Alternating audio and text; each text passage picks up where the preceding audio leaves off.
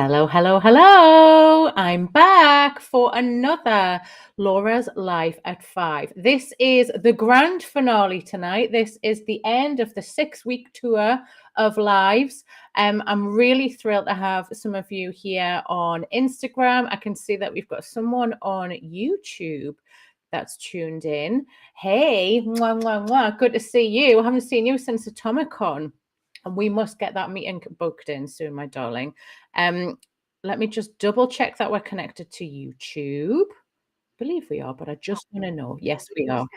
Talking to myself on YouTube, not a good look. So let's get into tonight then. So if this is the first time you've joined from the last 6 weeks, let me give you a little bit of an explanation of the whole concept of this live. So the idea is that I'm multicasting. So we are now live on Twitter, we're live on LinkedIn, we're live on Facebook, we're live on Instagram, and we're also going live on YouTube.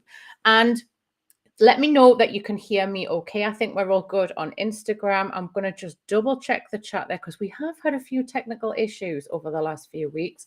Let me know if you can hear me on any of the other platforms, specifically Facebook and LinkedIn would be good. And the whole idea of the concept behind this is I wanted to embrace that energy that we got from the 90s. So if you were a tween or a teenager, or maybe a little bit older in the 90s, and you remember girl-centric magazines of that era, you're going to know exactly what I'm talking about. If you're younger, this might seem like real vintage talk, but trust me, it's worth listening to. So back in the 90s, you get these magazines. So there was loads of different magazines available. We didn't have the internet yet. We needed some connection to the outer world. And I remember me and my friends would run to the newsagents or the post office to get the latest editions. And we'd all mix up who was getting what magazine in what month. So then we could swap and share. But the highlight of every single monthly edition of all of these different magazines was the problem page. So there'd be an agony aunt, and people would write in and share their problems. And some of them were really spicy problems. And me and my friends learned lots of things about how the human body works, what relationships were about. Some of the things weren't age appropriate, but it was the sort of stuff we would fall about laughing at sleepovers. And it's the sort of thing we would share at the bus stop in the morning before we got the bus to school. That's the energy I'm embracing here. So in the spirit of a 90s problem page agony aunt, I'm answering some of your branding problems. And we've done this with slightly different themes over the last few weeks. But tonight, you are in for a real treat. Tonight's theme is all about any branding questions or problems answered. We've had 5 fantastic ones pre-submitted. So I'm going to go through them. And the reason that I've done these lives is to sponsor and promote the launch of my online branding program. So you can see the connection there, can't you? The connection is I have a branding program. It's called On Her Terms. It's aimed at expert women who probably remember 90s magazine problem pages. And they are real experts in their field. So it doesn't really matter which industry or field that they're in, they have to be experts. And they want to have a business now that is more on their terms. They've worked really hard to get all of the qualifications that they needed. They've probably been experienced in the world of corporate or for other small business owners. And then something's happened that's meant that they wanted to strike out on their own and try it in their own way. And that's worked great. But then we have the next phase. It's the next phase that brings its own set of problems. When you start thinking about, okay, I'm feeling a little impinged here. This isn't quite what the dream that I planned to create here. I don't have any time. I'm not taking home enough money. I'm not investing enough money in the way of the world that I want to affect change. I am struggling potentially with leadership. Maybe there's part of a delegation problem in there. Maybe you've grown really fast and you're wondering why these more junior members of staff aren't fully attuned to the way you want your business to carry on growing. maybe you're not growing enough, or you're not growing in the right direction. And then the other thing that's really common with the women who find serious value in this program is there has to be something around legacy. So these women are sensible, usually very intelligent women, and they want something that's more than the business. They're very ambitious. They've created something, but what comes next? Does it look like giving back to the community in some way? Is it time to maybe take on an intern? Is it time to give back to charity? What is it that this woman needs to foster to feel like her life is more on her terms? It all comes back to that central branding problem. So that's a little bit of an introduction to the concept for you. If you're watching this and you think, well, oh shucks, why am I tuning in? That Laura hasn't really described me there. That's okay. I am very glad to have you. Some of the problems that we're talking about tonight are generic. They're not specific to female expert business owners, but I still think you might get some value from them. And hey, it might be that you hear them and then you listen to what my advice is, and you might be able to throw a few tuppence or 2 cents worth in to help that person who's asked a question. If you think of a female business owner, when I've just described this expert woman, highly intelligent, pretty successful, wants to grow, but is feeling that level of resistance around something, then I would love if you could consider sharing this live with her, or maybe tagging her in the comments, and she can come back and check this out at a good time for her. If you are that woman and a friend of yours tagged you in this, welcome to the show. It's great to have you here. I hope that you find this entertaining and helpful at the same time. So let's get straight in to our problems. I have a rant and a problem to begin with, right? So channeling 90s energy. This is a little homage to The Big Breakfast. You can see that here. On The Big Breakfast, and actually on quite a lot of 90s telly. Can you remember any other shows? The presenter would have a prompt card like this, and this is what they talk from. So I've created that here as well. Moi TV, if you don't know, hashtag Moi TV is the name of my YouTube channel. That I hope that helps to make sense. And I have a lot of kiss and kiss metaphors in my branding. Hello, it's good to have you back, Tay. I'm glad you're here. Make sure you ask any questions. You did a great job last week. I'd love to know your input on some of these, or maybe if you have any follow-up questions, do not be shy in the comments. Okay, so here is our first one, a rant and a problem. And this person says, I promise, Laura, this is not one of those annoying humble brags. I hate them. I have a practice in the wellness space, okay? Work with a lot of wellness people. And we are growing nicely now after COVID. So that's good news. COVID was a real sledgehammer, wasn't it, to a lot of businesses, especially in the wellness space. I know a lot of people who had to do a lot of very fast work to get out there in the technical side of things. A lot of people took a lot of hits. So it's good to know that you're one of the businesses that is doing well. So here's the question. I have noticed we keep getting requests to affiliate with related and non-related brands, and I feel nervous about this. How do I distinguish what is a good brand offer in terms of affiliation and what is an absolute waste of my time? Does anyone else recognize this, where you get a random request? It's usually a DM on Instagram. Sometimes you know it's a bot, sometimes it's an email and it seems kind of legit, and they say, hey, we've got this great product, we'd love you to share it with your audience. Let me know if that rings any bells. So my 2 cents on this is the world of affiliate marketing and influencer marketing, or micro influencer marketing, is very much in its infancy. Now, that can either be a good thing or a bad thing. Hey, Jane on Instagram. It can work to your advantage, but it can also be a little bit risky. So there is very little law or infrastructure in the way that different countries are cottoning on and catching up to all of the things that are going on in this space. So I understand why you feel nervous about this. I think that is probably a very sensible reaction. Maybe you've got a little bit of an intuitive reaction there, given that you're in the wellness space. I'd be curious to know about how much of your business decisions rests on this idea of intuition and the gut. Yeah, there's very little law. So you can be taken to the cleaners in a real bad way and then absolutely stuck when it comes to try and claim that back. So The first thing I would ask is, have you thought clearly about which brands really reinforce your message and overall quest? You know, we were talking before about legacy. It could be that it's a charitable concept and maybe it's very loosely related to what you do in your wellness business, but actually it feels like something that's close to your heart, in which case I would say that's a one to consider and think about, or at least explore further. Then the next question is, what exactly is on the table? This is the bit that really grinds my gears. Let me know if you agree. Where you get a random message saying, hey, I've got a thing I'm trying to sell. Do you want to collaborate?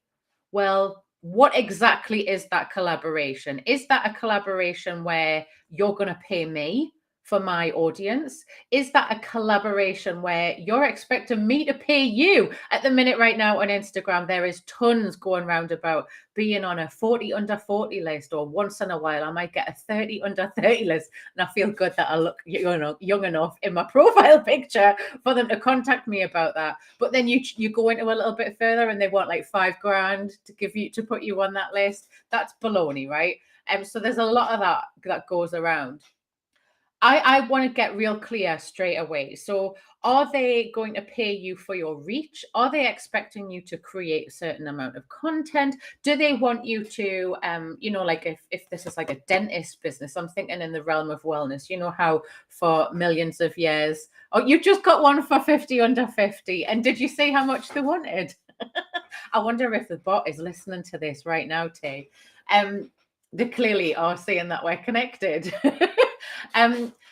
What was I saying? So yeah, the time memorial thing is 5 out of 6 dentists recommend this toothpaste. So are they asking you to recommend this thing given the space of wellness that you're in? That could actually be brand building if it's the right type of product with the right type of reach. You're going to do better from them if you're one of the little talking white coats on their website, but you probably want to negotiate what's going on here. Are you going to get paid for your time, or are you going to be talking more in you tacking onto their brand? Like, are you going to get a space at the International Colgate Expo of the Year, or you know, something like that? Other toothpaste brands exist, I should say. So you want to get real clear what exactly is on the table, what's being offered. Whenever I hear the word collaboration, the little hairs on the back of my neck go up, and I think, hang on a minute, is this just a subterfuge and you're trying to sell me something? Like, cut to the chase. What are we talking about? The next thing that I think you should think about investing in this wellness business is creating a solid media kit. Now, that's usually something that comes after really getting clear on your branding guidelines documentation. But it might be that for you, given that you've got some inquiries coming in for this, that it makes more sense to jump ahead and do the media kit. If you don't know what a media kit is, it's basically a detailed document that outlines every single thing that you can provide as a brand voice in the space. So you're going to go into details. It's not just the vanity metrics of like how many website visitors you get or how many followers you've got on TikTok. It's none of that. It's details, engagement, exactly what is the demographic split, how many people are on your email list? Yes, but what's the click-through rate? Those are the figures that really cut to the nitty-gritty of what your power is as a micro influencer or an influencer. Then I would say once you've worked on that media kit, it's a document that needs to be updated. I update my calling card, which is like a condensed version of a media kit, every month to reflect how things are changing in my world and for my brand reach, so that if someone approaches me for something like this, I can say, well, there's the figures. This is why I'm asking for this much money. This is what I can genuinely show you and back up with screenshots and all the rest of it. The thing that I think a media kit will help you with, though, is that you can be really, really clear about what it is you're trying to achieve as a business, who it is that you serve, run down all of your services and what price point they are, maybe talk about some medical related or wellness related transformations that you can guarantee. And then you go into the nitty gritty of why you charge a certain flat fee for an appearance or for a mention or whatever it is. But then the beauty of this, because you've got a practice, you can put this into a really easy to follow process so your more junior members of the team can follow it. we've had an inquiry on email. I reply with this pro forma email, and on this email is this month's edition of the media kit. Send it back. If they come back, the next part of the process, okay, is this legit? Yes or no? These are how we check if it's legit. If it's not legit, tell them where to go in a polite way, in a branded way. If you're sassy as a brand, you be sassy about it. If you're very formal, be formal about it. You affect the tone depending on what your brand personality is. And only when it seems legit and there's talk of actual money on the table, should they be bringing that to you as the business and brand owner. So that should streamline your time, and it should get some real clarity on what you do and don't want to represent. I hope that's been helpful for you. You can come back to me and let me know, and we can follow it up in a chat anytime. So shall we do the next problem? Let me just check and see if we've got any comments coming in. Can't see anything here. Tay puts the requests for 50 under 50 straight in the bin. Yeah, I like that. I like that style. Very good indeed. Okay, this one is a problem. So problem number 2. Laura, I do lots of different services in the creative space. Okay, hey, it's great to see a fellow creative here. I draw, I take pictures, I can make videos, but now I'm drowning in content creation. I have 4 different Instagrams that are absolutely whooping my ass. I'm really struggling here. Help me! I liken this to being like a prisoner on a chain gang. You know, when you see those old-timey prisoners chained together and they have to do something like lay rail or like cut into the side of a mountain or something. I hate it when I see businesses that are full of talent. This is a creative business, and they just feel like a absolute prisoner to social media. That's not what it's all about. So I've got some tips and pointers. The first thing I want to ask here is, what is not working? Really, what is not working? So you probably want to run your numbers and find out where is the profit right now in your business. And then when you know the numbers, you can do a little bit of a heart and soul check. So you can say to yourself, right, yeah, I might not make as much money doing this thing. Maybe it's you doing photography, maybe it's the videos, but it's what sets my soul on fire. Or I really loved working with that particular type of person. So numbers, logic and fact, followed up by soul and intuition. Then when you've got the answer to that, it might be that you can just easily ditch something. Maybe drawing is something that you kind of like, but maybe it's more of a hobby and it's not really part of your business in an easy to spell out way. You might doodle with the way that you come up with ideas, but is that really a chargeable service? The next thing is condense down. So I definitely think you should consider condensing down your output when it comes to content creation. So you want to have everything on one platform, on one profile across social media. You want it to be as simple to maintain as possible. Now, I use a pyramid style structure when it comes to content creation. And I've done a few YouTube episodes on WATV where I talk about this and I explain it in detail. I can put a link to that in the comments later. But the idea is everything that I focus my creative mind on when it comes to content creation is YouTube, because that's the one that takes the most time to figure out. And then from that, everything else is repurposed.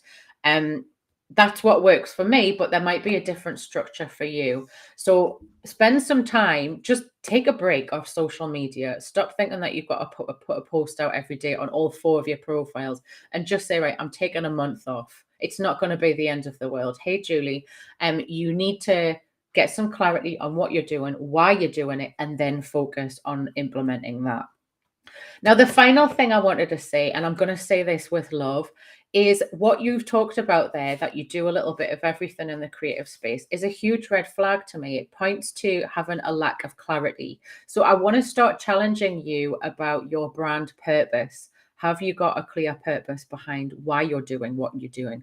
Are you creating to talk about a certain part of our time? Are you creating to talk about an area that you're an activist with? Do you feel passionate about helping gardeners grow bigger strawberries? Like, it really could be any purpose, but what is it? Can we articulate what it is?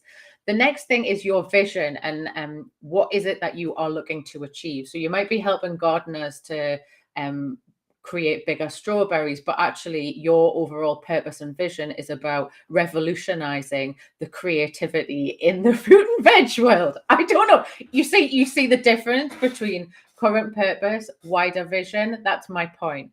The other thing, and this happens a lot with creative businesses, this actually has happened in my business, is what ties your multidisciplines together could be one of three things. So it might be that you are really amazing and you can make money drawing, taking pictures, or creating videos.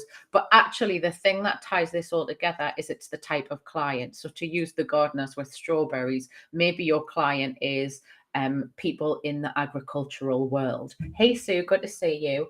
It could be that the thing that ties it all together is the type of transformation that you create. Do you take these people from a place maybe where they are uncreative or stifled and unable to explain themselves in an interesting way? And because you're such a creative, multidisciplinary service, you can help them articulate that, but in a very creative, unique way. Or is it your signature style? Like, are you this cool creative? Like in my mind, I've got a imagination, like vision coming up of someone who's walking around with all this cool equipment and is maybe constantly doodling in like a very cool hipster moleskin type of notebook, or maybe they're always creating content, but there's a specific edge, like you wear a cravat, you dress in a certain era, you have a certain way about you. It could be that the thing that ties all of this together is your signature style. So one day you could be working for the gardener or farmer doing strawberries, and the next week you could be working for someone who is in the car industry. Doesn't matter, because the thing that they've signed up for is you, and the way that you show up is the flair that they've bought. So those are the things that you need to start thinking about. I definitely think take a break off social media and start thinking about getting some clarity. As always, you know where I am. You can book in to have a creative consult with me or a cyber cocktail, and I will do my best to help you. I should at this point really mention that I have this available right now. I'm just putting a little graphic on our landscape.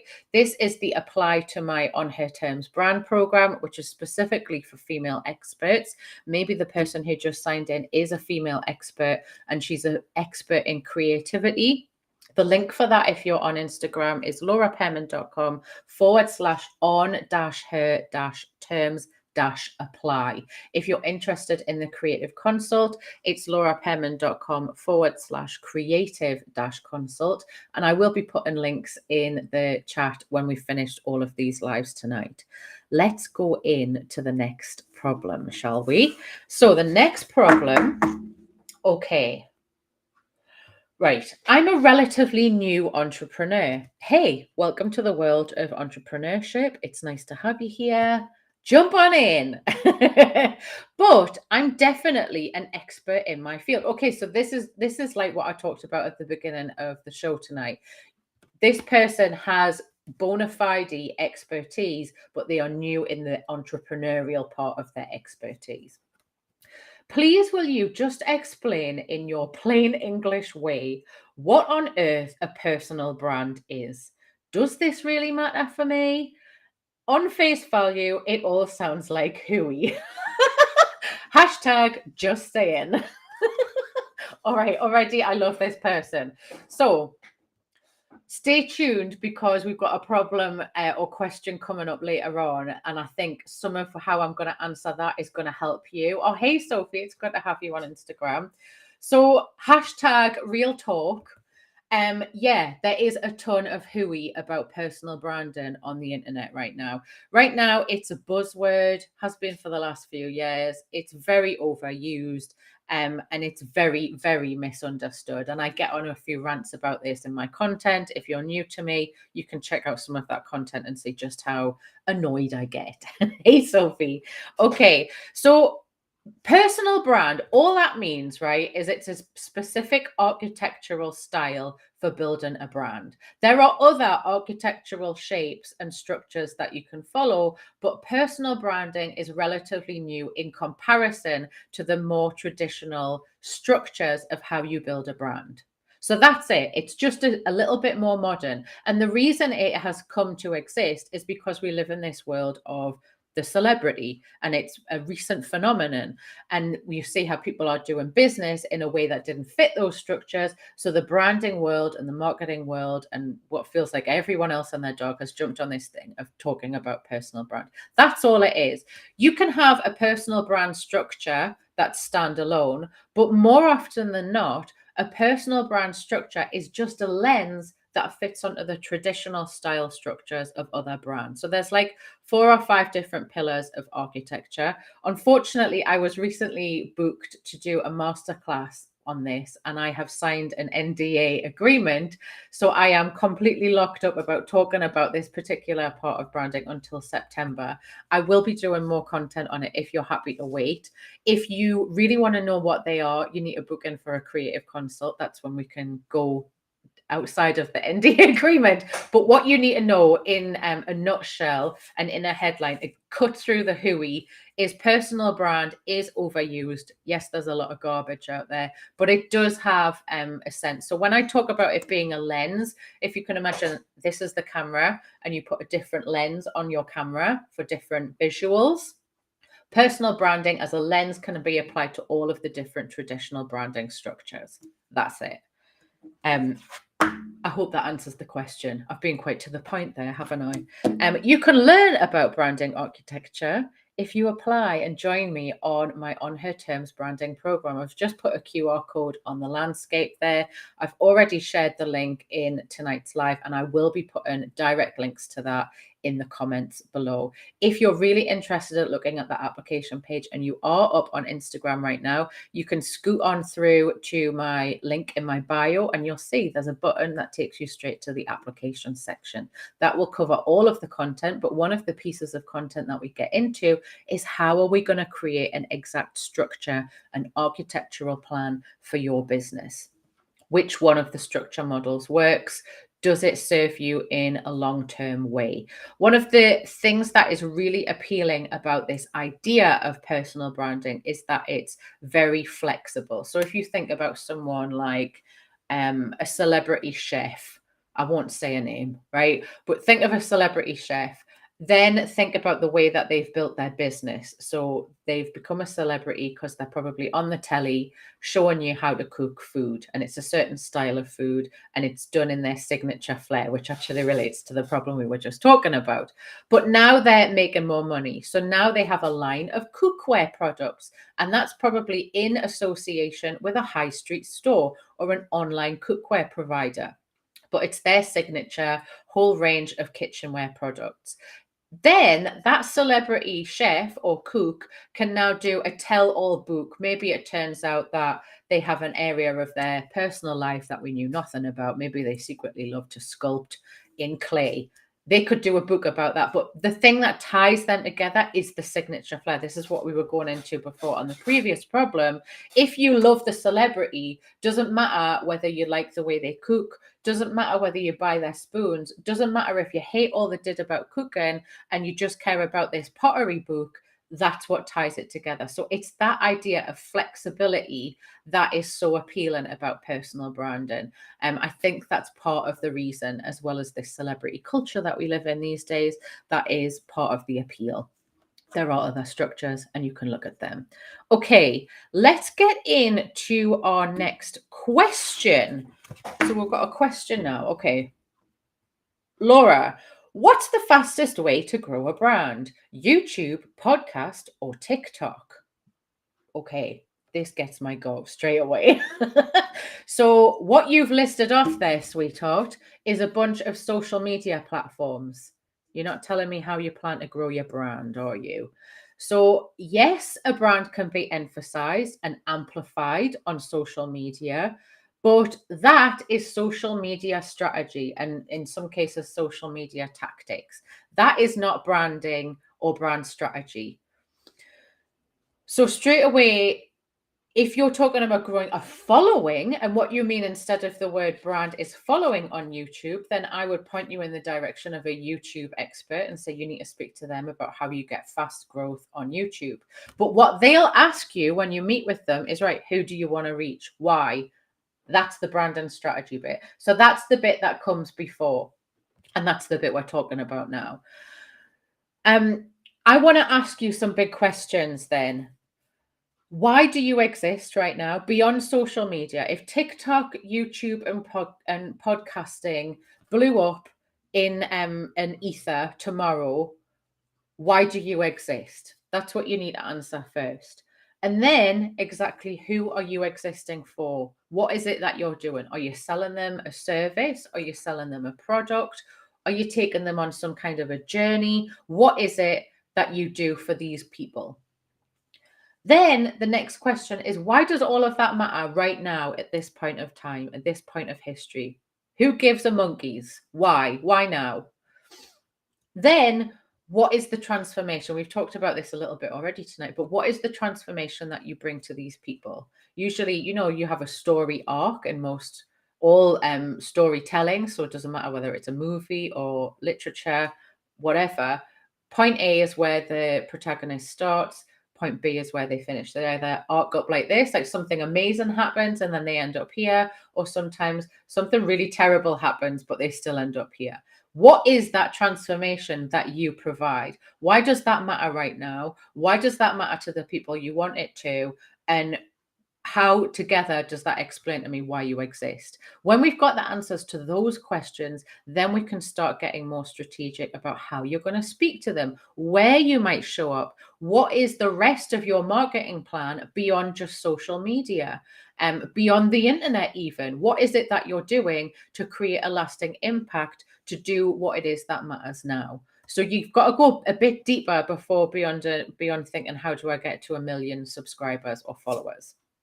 I want this person to replay the watermelon and balloon episode of Moi TV. This is where I visually explain what branding strategy is compared to different branding touch points, because that can be also confusing when you're trying to get into this sort of stuff.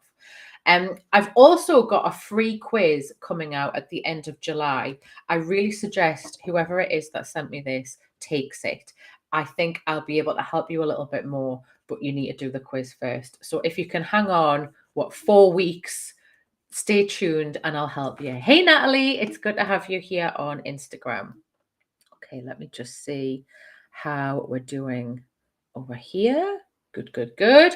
Okay, and we're going to move in to our final problem. So this is the last one. If you've got any that have come up for you, now's the time to start submitting them in the comments. Let me know if you have any follow-up questions, and I'll stick around for a little bit and do my best to answer them, or maybe you guys can help me answer them, but get them in the comments now.